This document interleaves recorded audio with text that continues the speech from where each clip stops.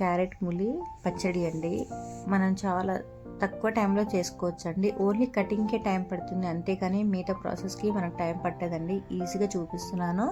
Taste కూడా చాలా బాగుంటుందండి. సింపుల్గా చేసుకోవచ్చు. నా స్టైల్లో చేస్తున్నాను అనమాట. ఇక్కడ చూపిస్తున్న విధంగా అన్ని ఇంగ్రీడియంట్స్ పొట్టు తీసేసి ఈ విధంగా కట్ చేసేసుకోవాలండి. నిమ్మకాయలు 3 తీసుకున్నానండి. దాని లోపల ఇత్తుంటుంది కదా, అది రానివ్వకుండా చూసేసుకోవాలండి. జాగ్రత్తగా జ్యూస్ తీసి పెట్టుకోవాలండి.